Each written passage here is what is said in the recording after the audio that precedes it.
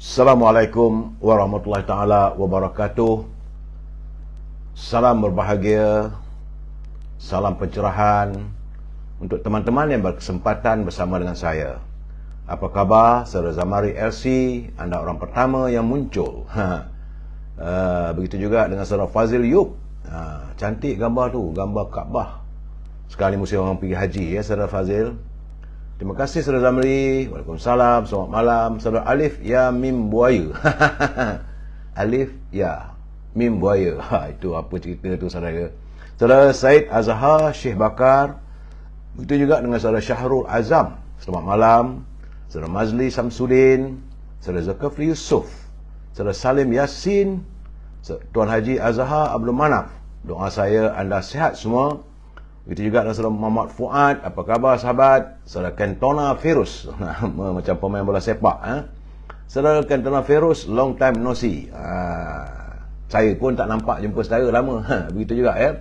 Puan Siti Zubaidah Muhammad Hanifah. Salam dari Taiping katanya. Wan Taiping Cik Oi. Fairuz Yusuf. Puan Rubidin bersama dengan pasangannya. Saudara Samad Lon. Saudara Alan Haji Din, orang Kelang. Apa khabar? Begitu juga dengan saudara Muhammad Yusuf Hamzah daripada Jertih. Jertih Besut. Jertih Besut ke? Besut tak? Jertih. Tak tahulah saya. Puan Hamidah Kamat, apa khabar? Terima kasih. Saudara Lokman Hakim. Saudara Joka dari Taiping, Perak. Hujan tak hari ni? Rasanya Taiping memang mesti ada hujan. Saudara Guardian Leon. Salam satu Malaysia, rakyat didahulukan, pencapaian diutamakan. Terima kasih. Openg Temu. Zakaria Hashim. Saudara Zamuddin Yasin dari Putatan Sabah. Saudara Abdul Hamid, salam dari Kelantan. Saudara Amran Mak Said. Begitu juga saudara Muhammad Hashim Muhammad Din dari Kemayan, Pahang. Puan Fauzia Ahmad, Waalaikumsalam. Hasan Yusuf, Muhammad Syarul Abdul Karim, Abiki Abino, Yaakob Bob dari Pangkor. Oi, tempat teman suka berkelah diuk. Syukur Jamil, saudara Hashim Azim, Wa'asan, Yang Maya, Rokiah Mak Said, Mayburn dan teman-teman yang tak sempat saya santuni satu persatu, saya mohon maaf. Kerana malam ni macam-macam ada pencerahan yang perlu saya nyatakan. Dan saya pun mana yang nak bersama dengan saya minta maaf kerana saya bukan tahu sangat. Mana tadi waktu saya nak off, saya punya live pun tergendala dekat 10 minit. Tak reti. Tekan-tekan tak jadi, tekan-tekan tak jadi. Sebab itu ada teman-teman kata teruskan lagi pencerahan. Saya tak boleh lah.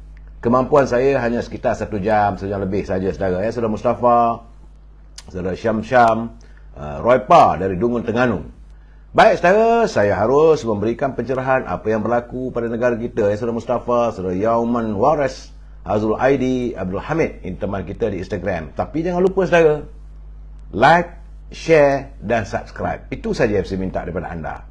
Like, share, subscribe bukan hanya di Facebook, begitu juga di Instagram, saudara. Sebab selalu kalau ada gangguan di Facebook, anda boleh lari ke Instagram. Ya, Puan Hasanah, saudara Rizal Muhammad, Syari, Losin Rahim. Baik saudara, hari ini adalah hari Isnin, tanggal 20 Jun. Artinya dah 20 Jun dah saudara.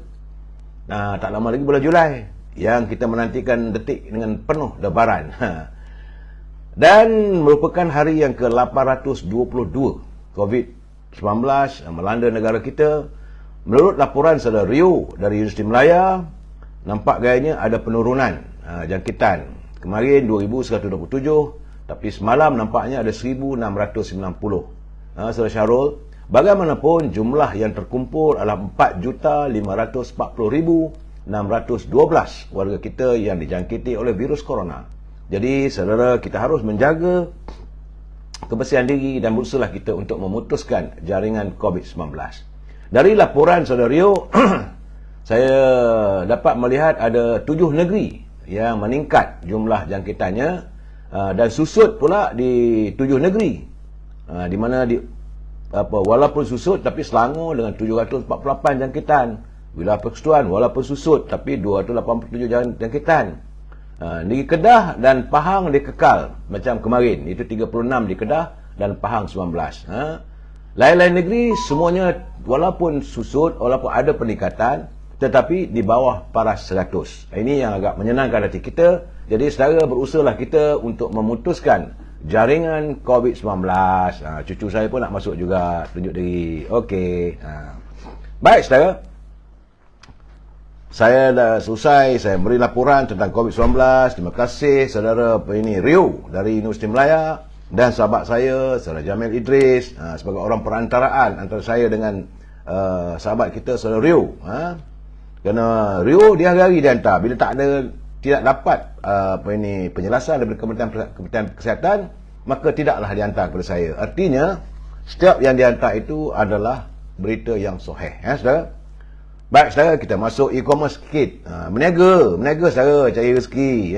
Saudara, kalau ada produk boleh hubungi Al-Azhar di talian 011-330-41241. Jangan lupa setangi bakurnya, iaitu serta haruman parfum dari Timur Tengah. Berhubung dengan Al-Azhar, jangan lupa setangi bakur dan haruman parfum.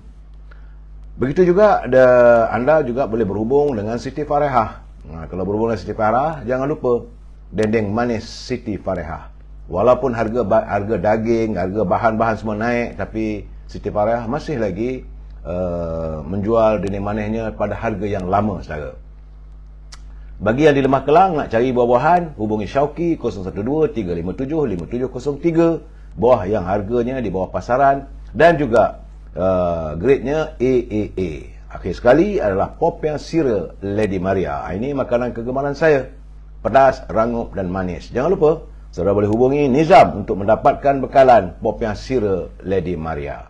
Itu saja saudara, e-commerce tak lama pun. Jangan marah saudara. Saudara Zakaria Hashim, di dalam perbicaraan Najib hari ini, saksi memberitahu mahkamah di mana sejumlah USD 6 juta dan 4 juta pound telah masuk ke akaun mana? Akaun siapa ni? Ke akaun Najib. Adakah saksi sebut memfitnah? Saudara, saya bab ini kita tunggu. Saya haraplah macam mana yang saya katakan saudara, macam perbicaraan Datuk Seri Najib, perbicaraan Datuk Seri Zahid Hamidi, kita hanya mengutip. Kebanyakan orang macam ada media setting, mereka mengutip apa yang dinyatakan ataupun diutarakan oleh penawar raya, terus jadikan itu sebagai cerita benar. Sebenarnya itu bukan. Sebagai mantan wartawan jenayah yang saya selalu membuat liputan di mahkamah, itu adalah liputan yang tidak adil. Kita kena tunggu selepas peguam bela pula, barulah nampak dia punya kenyataan, bukan sebelah pihak. Kalau tidak nanti sebelah pihak kita terus menjatuhkan hukuman. Itu tak betul saudara. Jadi kalau apa-apa pun yang berlaku, bila disoal oleh penawar raya, kita tunggu dulu apa pula kata peguam bela. Bila peguam bela mensoal, dua-dua tu fakta itulah yang kita sunting, kita jadikan berita. Tapi sekarang ni ramai sangat orang nak jadi wartawan. Nak buat macam mana saudara? Kadang-kadang mereka tidak ada kursus pun. Sepatutnya untuk melaporkan sesuatu di mahkamah, pertama sekali dia kena hadir, bukan hanya sekadar dengar sekat-sekat. Dia kena mengikuti perkembangan dari masa ke semasa dan seboleh-bolehnya berbual juga dengan mereka yang arif dalam bidang undang-undang. Saya dulu begitulah. Kalau ada kes perbicaraan, lepas saya dengar perbicaraan, kemudian minum tengah hari ke, minum pagi ke, ataupun makan tengah hari bersama dengan lawyer yang lain. Mereka beri pandangan, baru kita dapat gambaran sebenarnya saudara. Baik, soal itu kita akan seterusnya lagi. Tapi saya harus menyantuni saat ini dengan naluri kehidupan saudara. Kerana dari Abu Sa'id bin Abu Hurairah radhiyallahu anhu, bahawasanya kedua orang sahabat ini pernah mendengar Rasulullah SAW bersabda, tidak ada penderitaan, kesengsaraan, sakit, kesedihan, bahkan juga kekalutan yang menimpa seseorang mukmin, melainkan semua itu adalah untuk menghapuskan sebahagian dari dosanya. Ini hadis riwayat Muslim, statusnya adalah status sahih. Jadi pengajarannya sebagai makhluk yang lemah, kita tidak boleh lari dari melalui ujian yang menyebabkan kesakitan. Ada kalanya kesusahan, kesedihan maupun kekalutan fikiran. Jadi setiap keperitan yang kita alami itu adalah ujian daripada Allah untuk hamba-Nya. Saudara, setiap mukmin yang bersabar dan redha di atas segala ujian, keperitan, kesusahan, kesakitan, juga kesedihan yang menimpanya, ia akan menjadi penghapus dosa-dosanya yang lalu. Justru itu saudara, kita dituntut untuk sentiasa bersabar dan redha di atas segala ujian yang dilalui, sama ada dalam bentuk kesusahan, kesakitan, kesedihan, mahu kepedihan. Ingat saudara, sebab itu kita jangan tertawakan masalah orang susah, orang jatuh, orang dituduh, kita mentertawakan, itu tak elok saudara.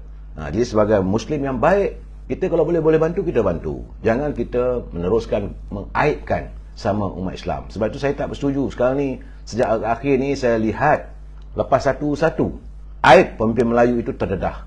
Apakah ini jaminan, apakah ini gambarannya untuk kita hidangkan kepada generasi muda? Apakah mereka akan mengikut jejak kita untuk generasi mereka akan datang? Celau habis bangsa Melayu kita ni. Ya saudara? Ingat saudara, negara rahmah, umat sejahtera. Usai narui kehidupan, kita santun mutara kata. Ini kiriman sahabat saya, Cikgu Ibil. Katanya, dunia ini sebenarnya amat besar untuk keperluan tempat tinggal manusiawi.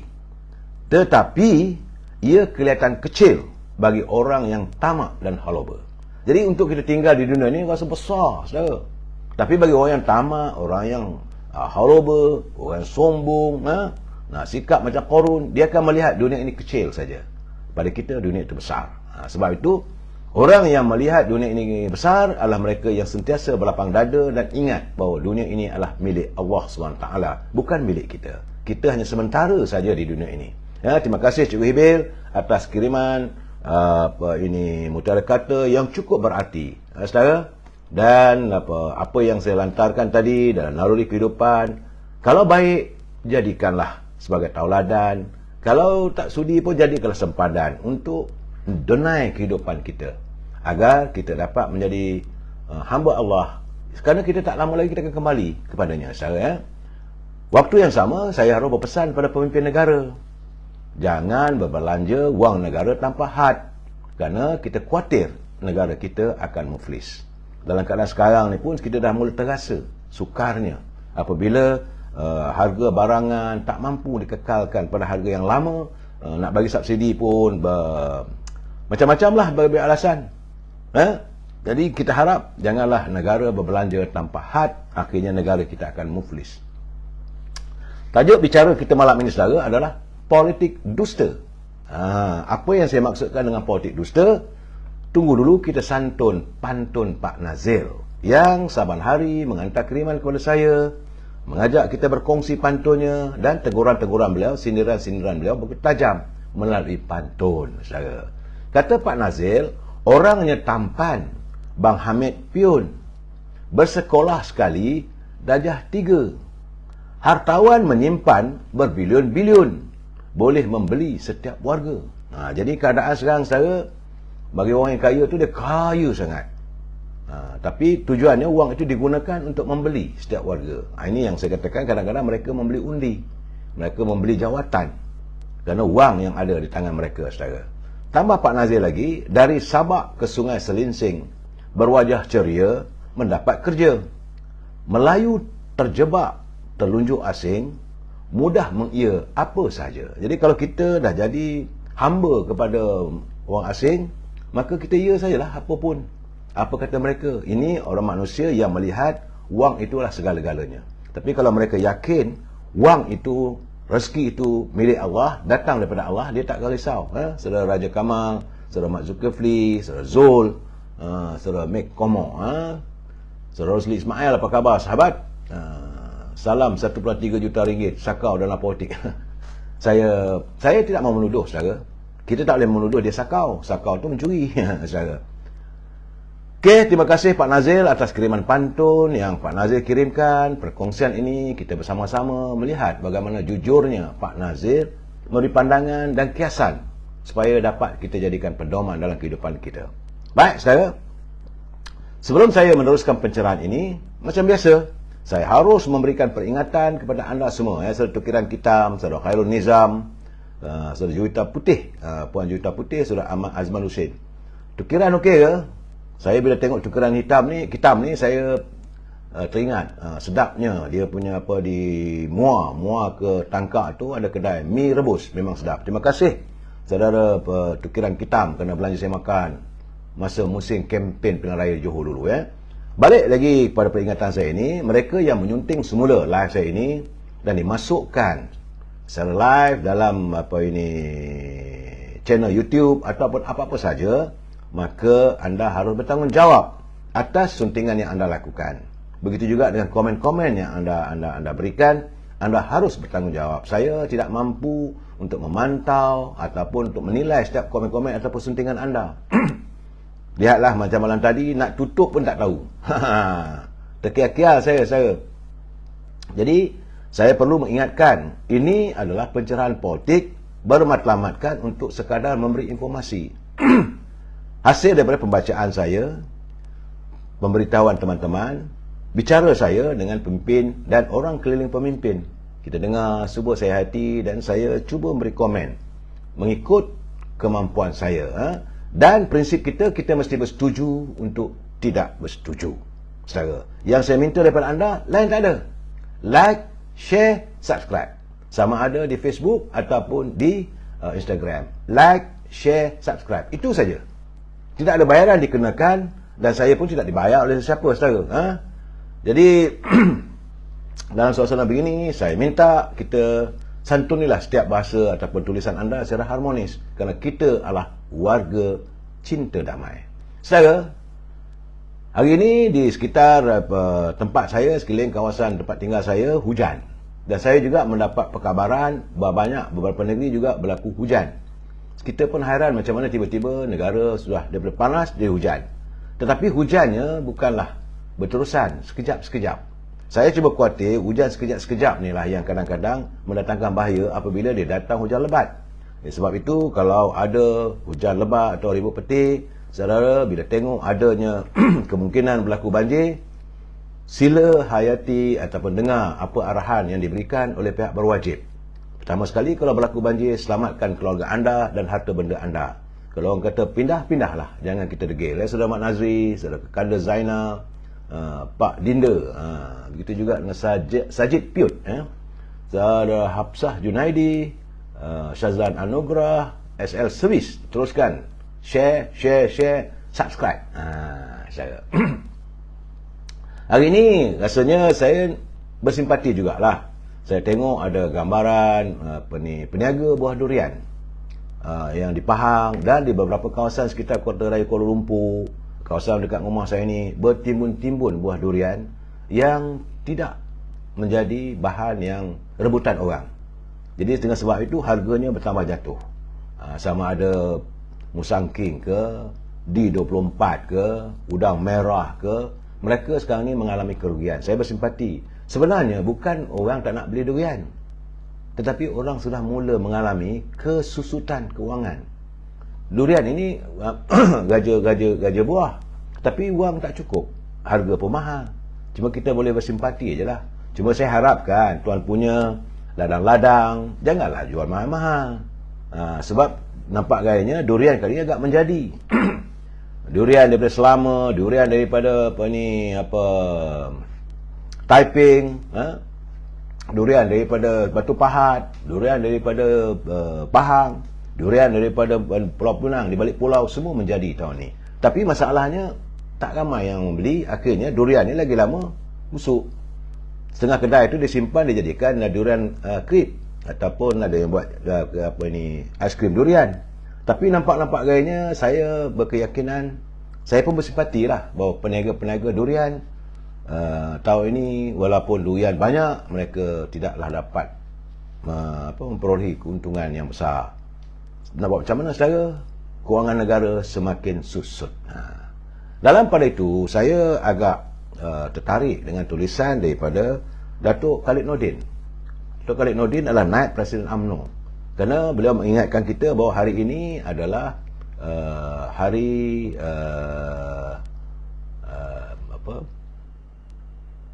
hari pelarian sedunia, saudara. Tapi sebelum itu, kita juga harus ingat, saudara, hari pelarian sedunia ini, kita di Malaysia ni tidak menandatangani apa-apa perjanjian ataupun Geneva Convention, kita tak ada. Sebab itu mereka yang datang ke negara kita ini, mereka tak boleh duduk ngekal. Sebab itu kita tengok macam ada yang kita lihat dalam media sosial pelarian daripada Myanmar, daripada Rohingya, nak konon-konon minta supaya mereka dikekalkan di Selayang. Itu tak betul. Sebab kita tidak pernah menandatangani perjanjian untuk melayan setiap pelarian, sama ada pelarian perang ke pelarian yang menghadapi masalah di negara mereka. Mereka cuma boleh sementara.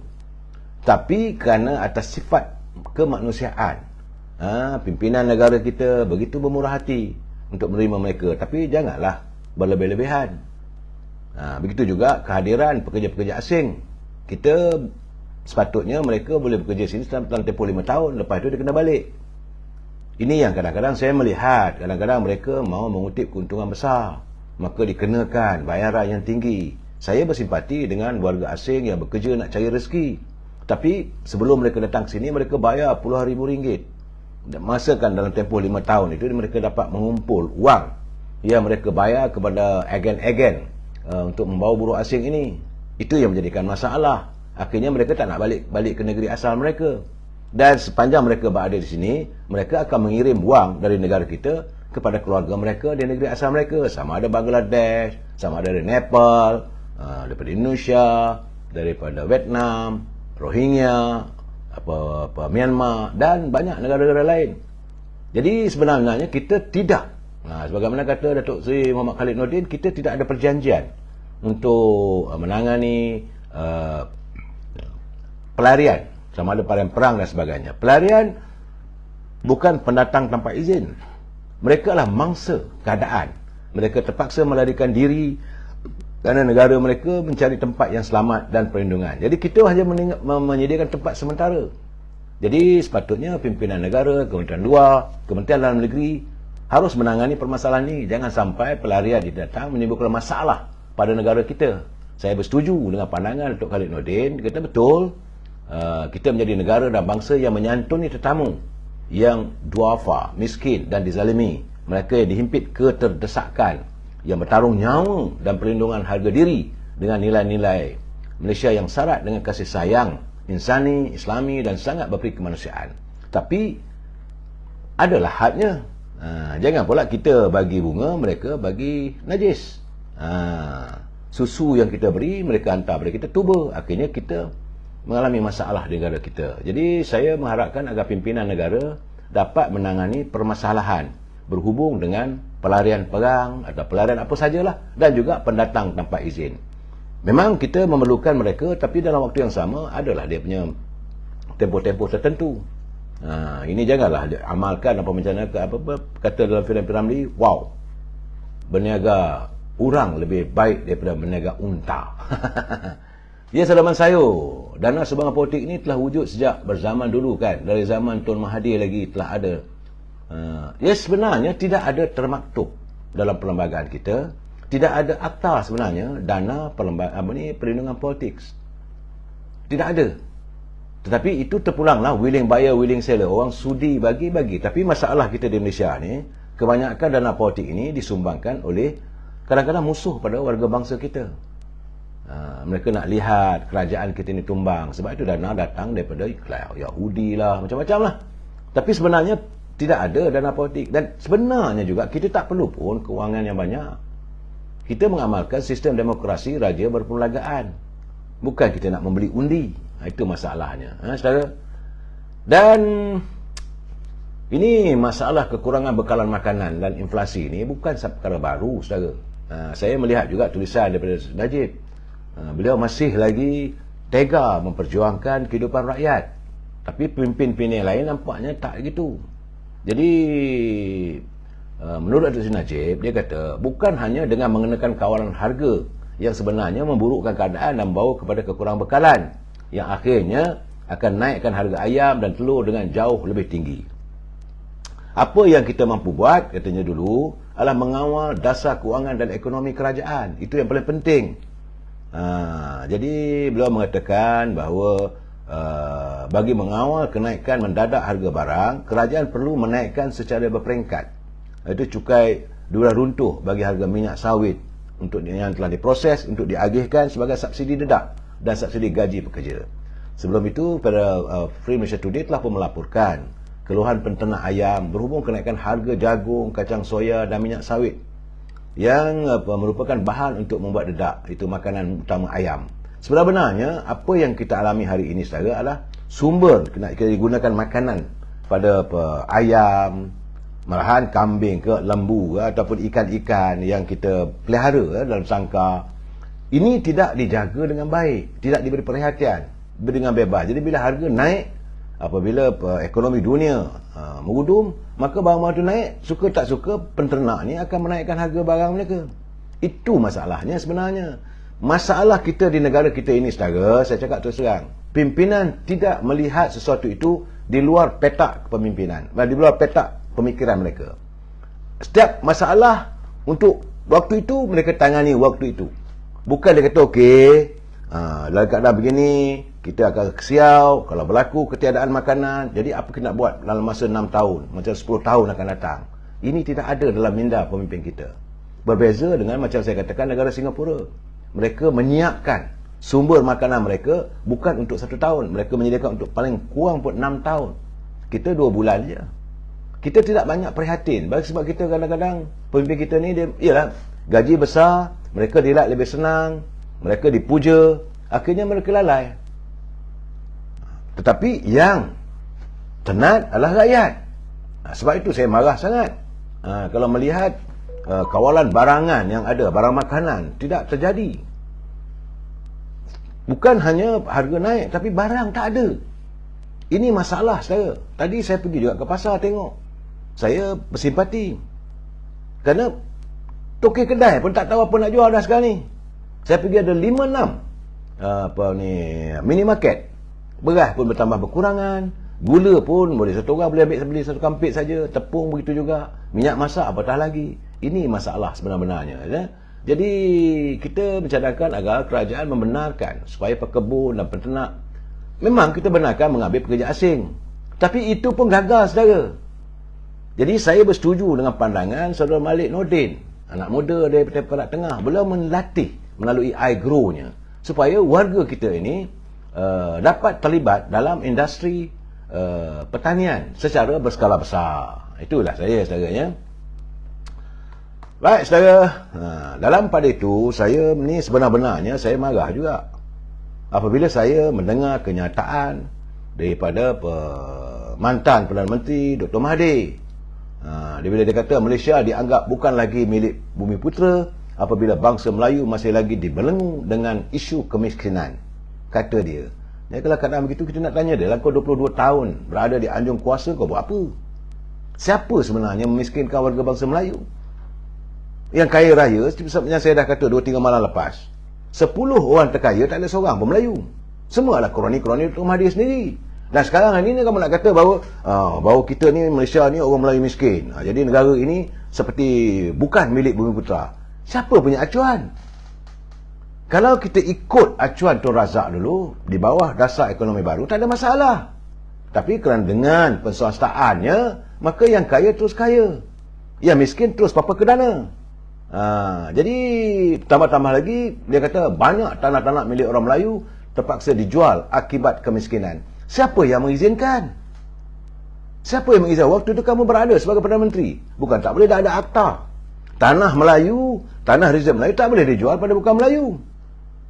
Tapi anda melantik menteri besar, anda melantik pemimpin-pemimpinnya di peringkat esko kerajaan negeri yang terlibat, boleh mudah terperangkap untuk mengizinkan tanah rezerv Melayu pun boleh orang beli. Ini keadaannya. Saudara Sweep, IB, menteri-menteri, mereka harap menjaga tembolok mereka saja. Itu keadaannya. Tidak ada perasaan kasih kecintaan pada negara. Boleh kata orang Melayu miskin kerana kita dapati walaupun kita mempunyai simpanan tanah Melayu, namun kerap kali dijual dan akhirnya dimiliki oleh orang lain. Siapa yang memulakan? Saya malah nak bercakap lah, contoh paling jelas tanah di Jalan Ampang. Yang memajukannya adalah Petronas, milik syarikat negara, tapi Ananda Krishnan yang mendapat laba besar. Itu cukup contoh. Banyak lagi kawasannya. Saya tak mau berdebat dengan orang yang dah, bagi saya orang dah has been lah. Sebenar-benarnya tak payahlah Dr. Mahathir nak bercakap, nak melainkan bila tampil ke depan menuntut minta maaf. Bila dia kata seperti yang berlaku Singapura, sebahagian daripada Johor, tapi kini kita hilang Singapura sehingga menjadi negara lain dan dimiliki oleh orang lain. Tu kau bercakap apa benda? Ini masa kes Pulau Batu Putih zaman siapa? Dah elok kita nak berjuang. Batu kamu jadi Perdana Menteri, kamu rehatkan apa ini lawyernya, peguam negara kita. Jadi cakap tak semua bikin. Kata ahli Parlimen Langkawi itu dalam masa sama beliau pendapat kempen menghalang penjualan tanah Melayu, tanah perlu dibanyakkan untuk menghalang aktiviti ini terus berlaku. Saya nak bagi tahulah, memang dah ada undang-undang, dah ada akta. Tanah Reserve Melayu, tanah bukit, tanah lombong tidak boleh dijual pada bukan Melayu. Tapi siapa yang meluluskan 22 tahun anda berada di anjung kuasa? Saya isu tanah ni saya ingat saya masih lagi sedang buat kajian. Bukan hanya isu tanah, begitu juga dengan isu kemiskinan, nelayan-nelayan pantai. Ini zaman siapa? Begitu juga dengan masalah Felda dan sebagainya. Sebenarnya saya hari ini juga mereka sedang berusaha. Ini parti-parti pembangkang yang bersekongkol dengan Dr. Mahathir, mereka berusaha untuk mengadakan pilihan raya kerajaan tempatan. Saudara, ini kena ingat, kali terakhir kita mengadakan pilihan raya kerajaan tempatan ialah pada 1964. Tapi bagaimanapun kita telah pun menghapuskan dan sekarang muncul balik. Tujuannya supaya semua bandar-bandar besar, sebab semua bandar-bandar ini majoriti penduduknya bukan Melayu. Petaling Jaya, bandar-bandar besar lah saudara, di Kuala Lumpur, di sekitar Johor Bahru, Pulau Pinang khususnya. Bandar-bandar ini penduduknya majoriti adalah bukan Melayu. Jika diteruskan juga dengan adanya pilihan raya kerajaan tempatan, tentulah mereka juga yang akan terpilih. Bila jadi terpilih, dia jadi Datuk Bandar, pengurusi kerajaan tempatan. Dia buat dasar dia. Maka banyak masalahnya. Sebab itu kita harus mempertahankan to the fullest. Kita tidak mengizinkan. Tak payah nak contoh apa-apa lagi dah. Tak payah nak contoh di London tu mesti ada kerajaan tempatan. Ini semua orang yang sengkak pikiran. Cukup sekarang ni kerajaan lantik Datuk Bandar, kerajaan cantik yang di-Ketua Majlis Pembandaran. Sudah. Sebab mereka berusaha habis-habisan saudara. Jangan lupa, kita dah cukup banyak kehilangan. Saya tadi berjalan ke Kuala Lumpur apa semua, saya sedih juga melihat bagaimana dulu Kampung Baru tu satu kawasan untuk warga bangsa kita, satu-satunya kawasan di tengah-tengah Kota Raya Kuala Lumpur, Kampung Baru. Tapi sekarang ni nampak gayanya akan terlepas apabila pemaju sudah mula meredah masuk. Mereka akan beli dengan harga yang mahal pun. Apa nak jadi, sepatutnya ada kawalan.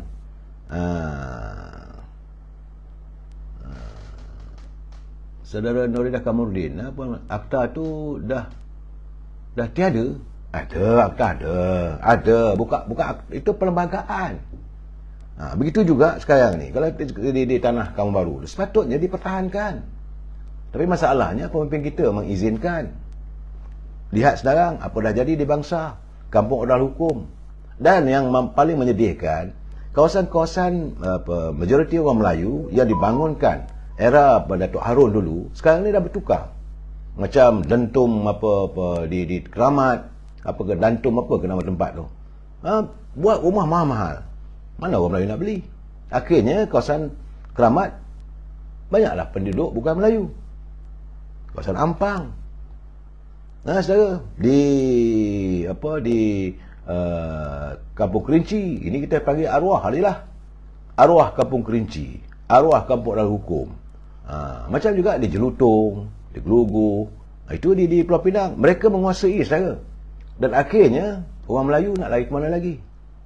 Ke mana lagi kita nak pergi? Kita dienjak. Itu sebab kita tidak boleh mengizinkan pilihan raya kerajaan tempatan ini diizinkan, kerana mereka akan meminda akta itu. Saya agak sensitif lah kerana ini perjuangan kita. Kalau kita tak jaga, macam mana? Ya, Coca-Cola jangan tak jadi, orang kampung semua sudah tahu, bubar. Itu insyaAllah pilihan raya insyaAllah. Saudara JDF janganlah guna bahasa yang baik-baik saudara. Kalaupun saudara tidak bersetuju dengan saya, tak bersetuju dengan sahabat-sahabat, jangan kita memperbodohkan orang. Tak baik saudara.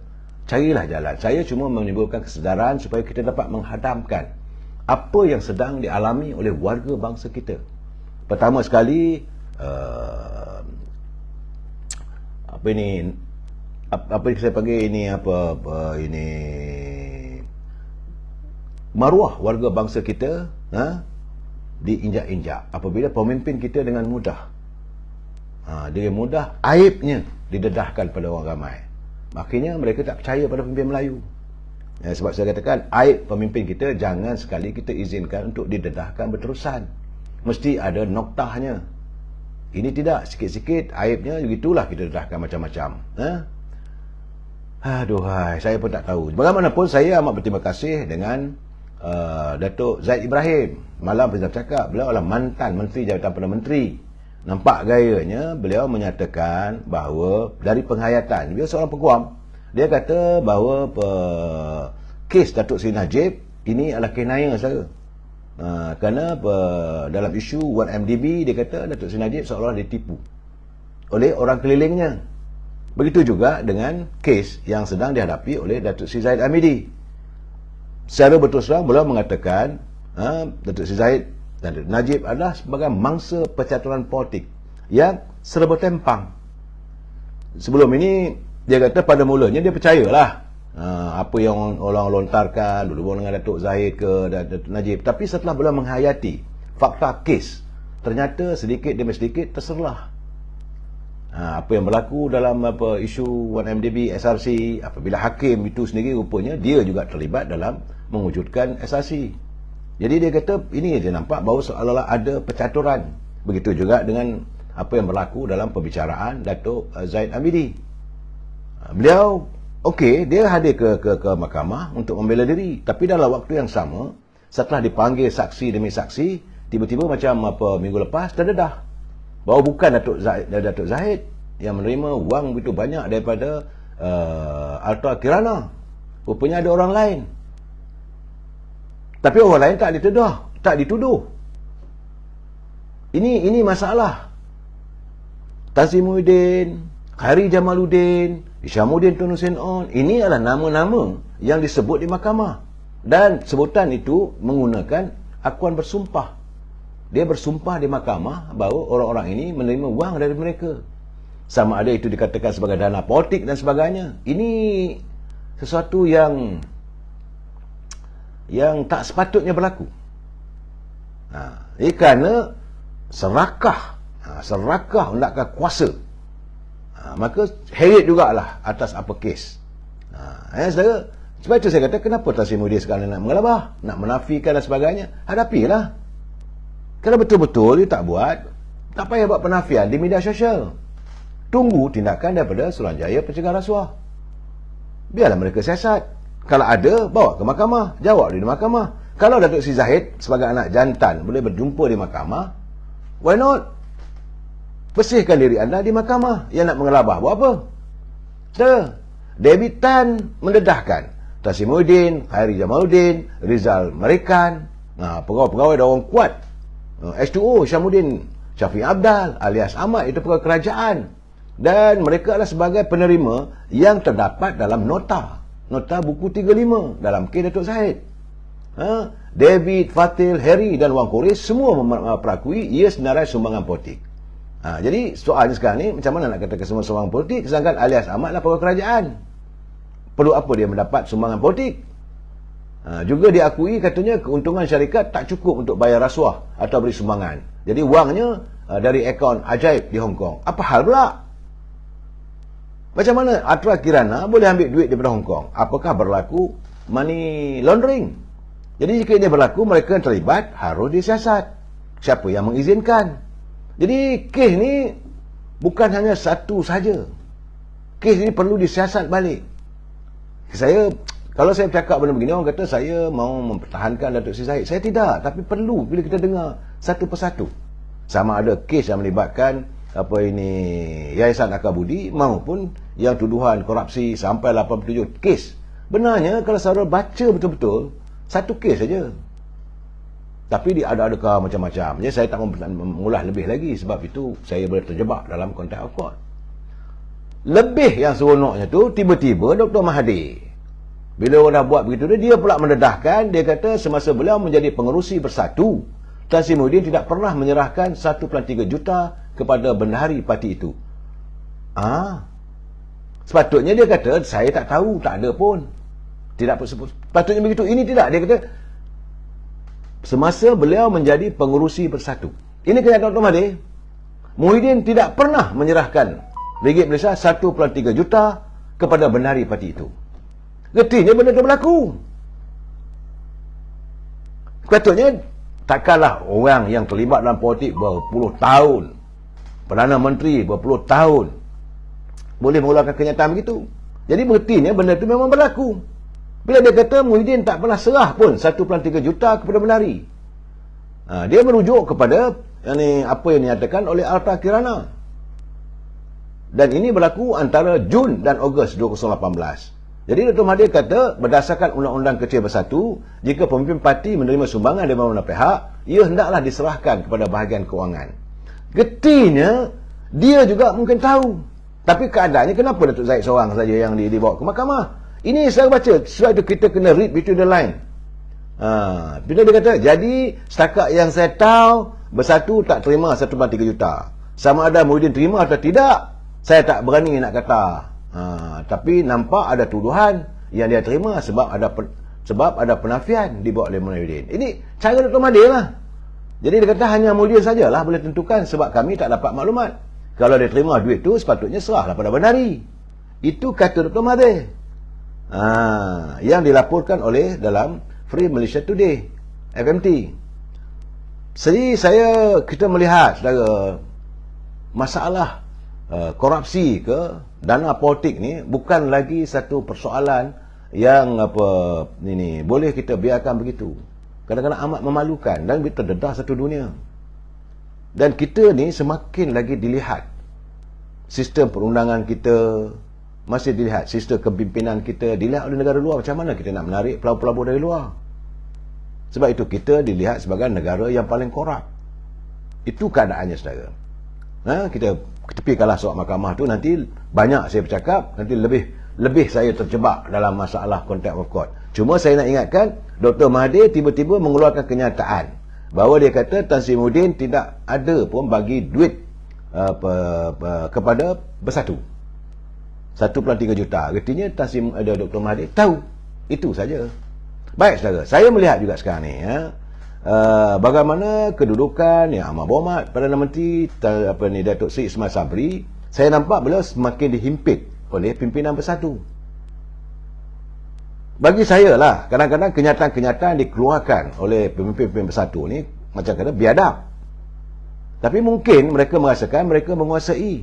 Sebab bila berhubung dengan isu pelantikan ataupun jawatan sebagai menteri Datuk Zuraidah Kamaruddin, soalnya dia dah keluar parti itu. Kenapa Bersatu nak tuntut? Kata ini, kalau Datuk Seri Ismail Sabri nak kekalkan Zuraidah, maka itu kena dianggap kota daripada parti Bersatu. Saya nak tanya sebenar-benarnya, macam mana boleh adakan kota? Apakah ada persetujuan? UMNO tidak pernah bersetuju dengan pemimpin Bersatu dalam menentukan kota, dalam menentukan Datuk Ismail Sabri sebagai Perdana Menteri. Tak ada. Tapi apa yang dibuat, saya kena ulang balik saudara. Apabila berlakunya penarikan sokongan terhadap Tan Sri Muhyiddin, maka UMNO berbincang di tingkat 39. Dalam perbincangan itu, saudara, wakil-wakil rakyat diminta untuk menandatangani persetujuan. Statutory Declaration dihantar pada speaker. Mereka mau pilih siapa jadi Perdana Menteri. Dan majoriti ahli parlimen sokong Datuk Seri Ismail Sabri melalui akuan bersumpah. Itu saja. Jadi kalau begitu, macam mana pula Bersatu boleh bersikap angkuh main Datuk Ismail Sabri? Kena ikut cakap mereka.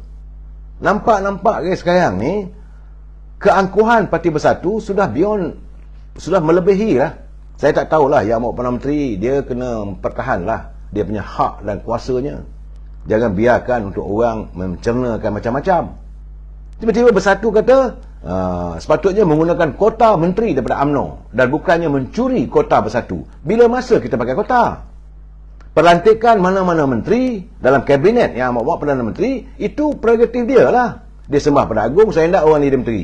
Sebab itu, kalau orang tu tak jadi wakil rakyat pun, boleh dilantik sebagai senator dan dilantik sebagai menteri kewangan. Macam Tengku Zafrul. Apa masalahnya sekarang ni? Yang bersatu ni macam begitu angkuh. Hanya permasalahan kerana berhubung dengan dia Datuk Ismail Sabri nak mengekalkan Menteri Perusahaan Perdagangan dan Komoditi Zuraida Kamaruddin. Ini saya tengok kenyataan Mat Isa, Mat Saidi. Ini kenyataan yang biadab.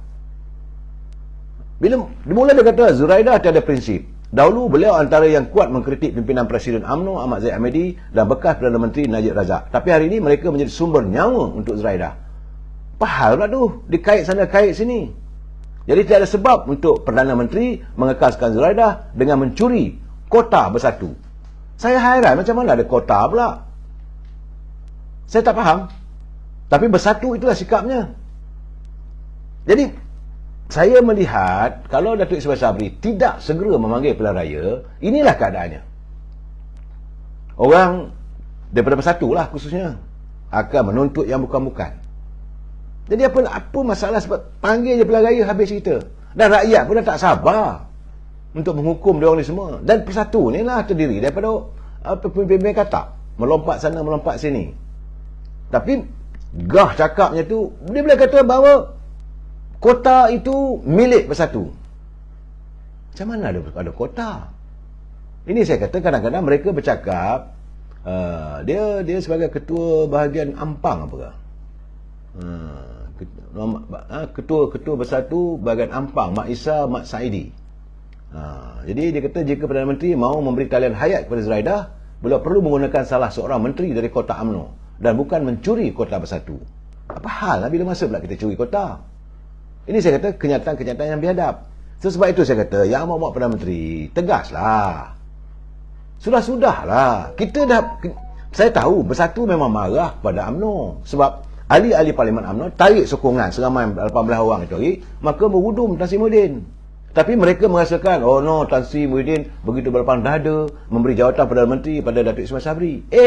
Ini tidak berlaku. Soal kamu sign apa semua itu hak anda, tapi orang lain pun ada juga. Daripada parti-parti lain pun ada juga. Jadi sekarang ni mereka merasakan seolah-olah kita ni parti UMNO boleh diugut. Ugut aja kita takut. Jadi saya haraplah yang bawa Perdana Menteri kena tegaslah. Perdana Menteri yang berhormat Datuk Seri Ismail Sabri dalam keadaan sekarang ni kena tegas. Tak payah nak layan, panggil saja pilihan raya umum. Itu yang saya katakan. Jadi saya setuju dengan pandangan beliau mengatakan Datuk Ismail Sabri kata tak perlulah kita nak heboh bila siasatan terhadap hakim. Okey. Itulah Perdana Menteri yang tegas, tak payah cakap heboh-heboh. Jadi masa dia merasmikan satu majlis di Bera, bila wartawan bertanya dengan dia macam mana dengan siasatan terhadap hakim ni, dia tak payah nak heboh lah, biarlah. Sebab tidak ada siapa pun mengatasi undang-undang. Itu jawapan yang tuntas. Yang saya pun seronok. Tapi bila bersatu mencabar beliau, saya mula nak naik angin. Dan akhirnya saya semalam saya rasa saya lega lah sikit bila dia kata dia tidak menolak kemungkinan pilihan raya umum 15 akan diadakan lebih awal.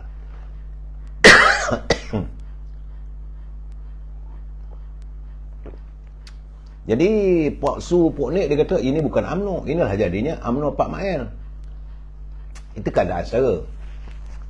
Jadi saya dah bagi tahu dulu, kalau sikapnya sebagai naib Presiden UMNO berlaku sesuatu pada dia, menjadi tanggungjawab kita ahli UMNO untuk mempertahankan.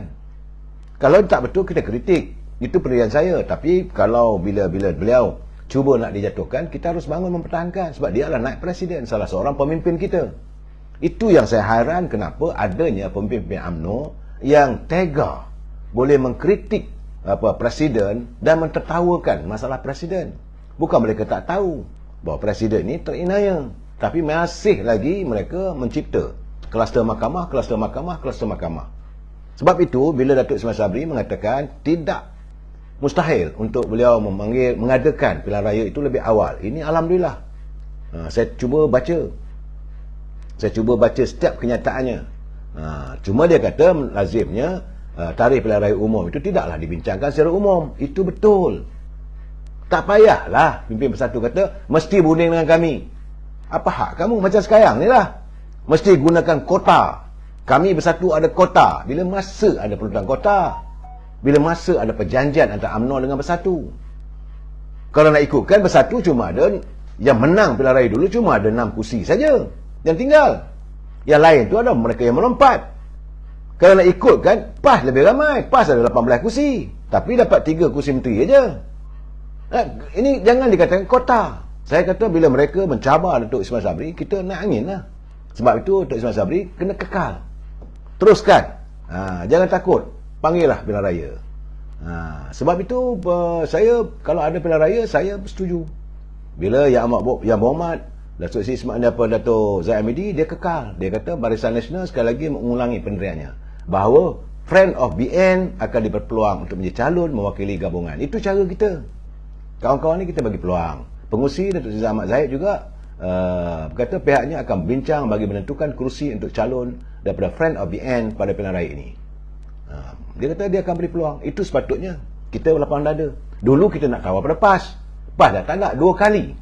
Jadi warga PAS jangan marah kalau UMNO tiba-tiba memberi peluang kepada friend of Barisan Nasional untuk bertanding. Sebab kita dah tawar di Melaka, PAS tolak. Kita tawar di Johor, PAS tolak. Terus sekarang ni kita masuk Solo lah. Memang kita tahu PAS tidak pernah putus asa. Kita tahu pimpinan mereka untuk mempertahankan muafakat nasional. Sebab sekarang ni setelah melihat keadaan, saya nampak PAS makin ngeri. Tambah-tambah lagi apabila kes Arta Kirana ini sudah mula meledak, PAS mula keadaan yang goyang. Kerana untuk dia bersandar hanya kepada Parti Peribumi Bersatu ni, saya tidak nampak ada kekuatan yang akan dialami. Sebab itu PAS dilihat mahu bersandar semula dengan muafakat nasional. Tapi dia dah terlajak terlalu jauh. Muafakat nasional dah tak ada. Sekiranya UMNO masih berkeras katanya untuk bergerak secara solo, PAS itu menurut pimpinan PAS lah, mereka juga akan menentang habis-habisan PAS. Jalanlah, tak ada masalah. Sebab kita pun tahu hari ini saudara, PAS kuncuh di Kelantan berhadapan dengan cabaran cukup getir di Kelantan. Menurut Profesor Dr. Awang Azman Awang Pawi daripada penganalisis politik daripada Universiti Melaya, dia mengatakan bahawa PAS dijangka berdepan cabaran getir pada pilihan raya umum akan datang. Ini dia bukan ada campur tangan pun, dia bukan ahli parti pun. Ini katanya daripada cetusan warga di Kelantan yang kita lihat. Hari demi hari rakyat sudah pun menzahirkan rasa tidak senang dengan kepimpinan PAS yang ada. Cara PAS melayani warga di Kelantan, mereka sudah mula sangsi bahawa PAS ini adalah parti yang boleh dijadikan sandaran. Betul pun. Jadi dalam keadaan begini kita merasakan saya hairanlah macam mana pimpinan PAS mengatakan UMNO degil. Bila masa kita degil? 2 kali kita bagi ruang untuk PAS bertanding. Malahan kita tak suruh pun pakai bendera Barisan Nasional. PAS boleh bertanding di Melaka, PAS boleh bertanding di Johor, gunakanlah laman PAS saja. Pun dia pun tak mahu. Tapi kata UMNO itu degil. Mana boleh, brother. Ada masanya kita kena jaga juga maruah kita. Sebab itu saya melihat keadaan sekarang ni sepatutnya tak boleh lagi terlayan dah. Cuma kadang-kadang saya sedih lah dalam keadaan begini. Saya terbaca tulisan daripada Rafi Awang Kecil dalam kirimannya. Dia kata masa Datuk Seri Najib, Datuk Seri Zahid Hamidi jadi Perdana Menteri dan Timbalan Perdana Menteri, kebanyakan ketua-ketua bahagian yang jumpa dengan Datuk Seri Najib, yang berjumpa dengan Datuk Zahid, cium tangan tak usah cerita lah, boleh katakan tembuk tangan tu, tapi datang dengan poket yang banyak. Kerana sewaktu itu mereka akan balik dengan poket yang berisi.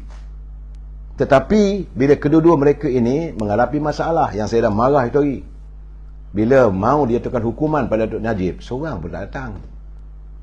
Datuk Zahid Hamidi pun sama juga. Dibiarkan berkelana. Adalah pengikut je. Oh, ini pengikut ni orang biasa. Bukan di kalangan pemimpin, bukan di kalangan menteri atau timbalan menteri yang sudi menemaninya. Tak ada saya. Inilah budinya pemimpin-pemimpin yang sekarang ni, pemimpin UMNO yang ada sekarang. Itulah nilai budi mereka. Mereka melihat bila berkawan tidak lain, tidak lebih daripada untuk mendapatkan sesuatu. Saya bukan tak perhati, saya perhati gambar-gambar yang dikirimkan kepada saya sepanjang pembicaraan Datuk Najib di Mahkamah Tinggi di Kuala Lumpur. Tak ada pun saya nampak mereka yang dilantik sebagai menteri era Datuk Najib jadi Perdana Menteri. Mereka yang mendapat kekayaan era Datuk Najib jadi Perdana Menteri. Mereka yang mendapat macam-macam laba ketika Datuk Seri Najib jadi Perdana Menteri. Tak ada.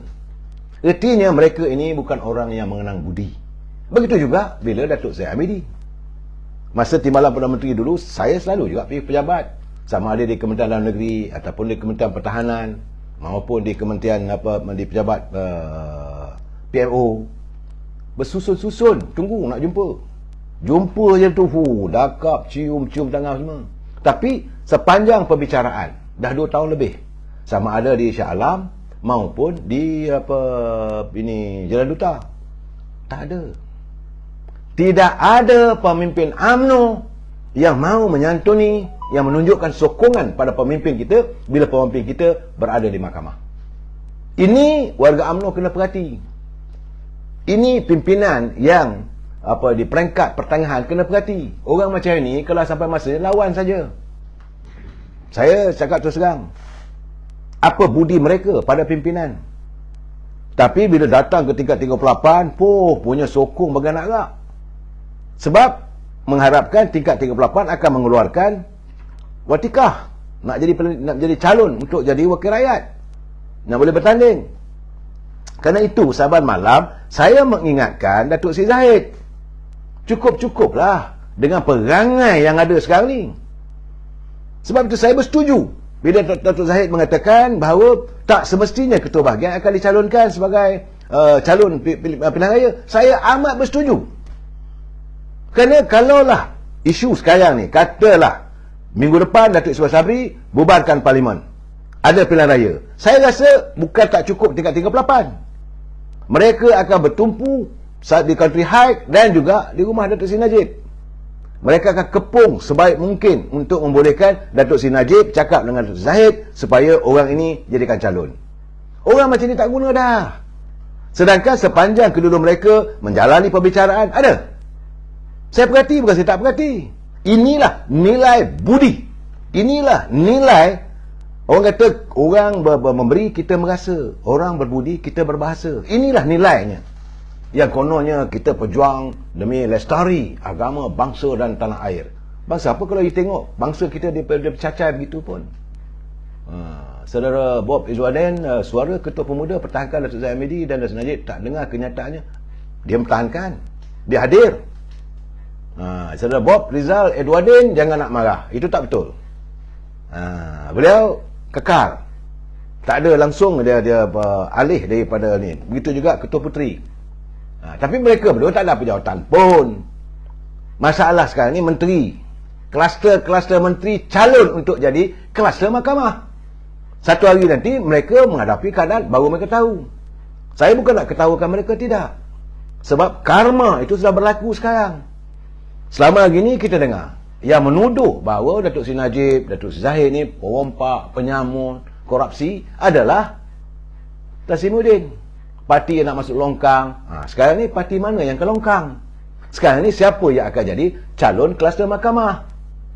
Kalaulah selepas ini pilihan raya insya-Allah menang, saya yakin Dr. Mahathir juga akan diseret, juga akan jadi kluster mahkamah. Dan menteri-menteri ini yang ada tu, mereka juga akan jadi kluster mahkamah.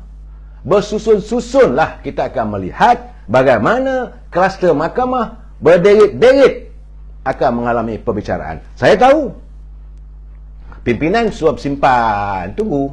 Sekarang ni macam mana? Sebab mereka berkuasa, sebab mereka jadi menteri, ada dikri sebagai seorang menteri, boleh mempengaruhi. Tapi bila dah tak ada kuasa nanti macam mana? Tempoh tak lama dah. Sekarang ni saya cakap terus terang, Saya melihat di kalangan menteri yang ada, tak ada seorang pun yang sudi hadir sepanjang pembicaraan Datuk Seri Najib maupun Datuk Seri Zahid Hamidi.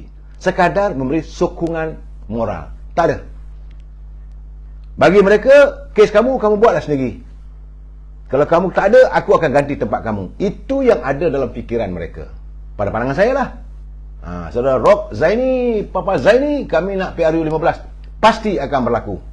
Saya sudah melihat kenyataan daripada Datuk Ismail Sabri bila dia memberi bayangkan bahawa pilihan raya lebih awal akan diadakan, dan saya pula dapatan bahawa top 5 juga telah mengadakan perbincangan. Cuma sebab sepatutnya dijadualkan top 5 apa semua, Datuk Zahid dijadualkan ada nak pergi menghadap Duli Yang Bertuan Agong. Rupanya Duli Yang Bertuan Agong kering. Baginda sedang mengalami rawatan sakit kaki. Jadi kita biarkanlah ke bawah Duli tuanku berehat. Biar dia berehat. Lepas bukan lama pun, baru sembahkanlah. Tenang-tenangkan fikiran tuanku. Pulih daripada kegeringan baginda. Cuma yang saya mengatakan bahawa pemimpin ketua-ketua bahagian yang ada sekarang, berapa ramai yang pergi mengikut Datuk Zahid di mahkamah, sama ada di Shah Alam ataupun Jalaluddin. Tak ada. Nahi. Bukan Kabir Bedi ya.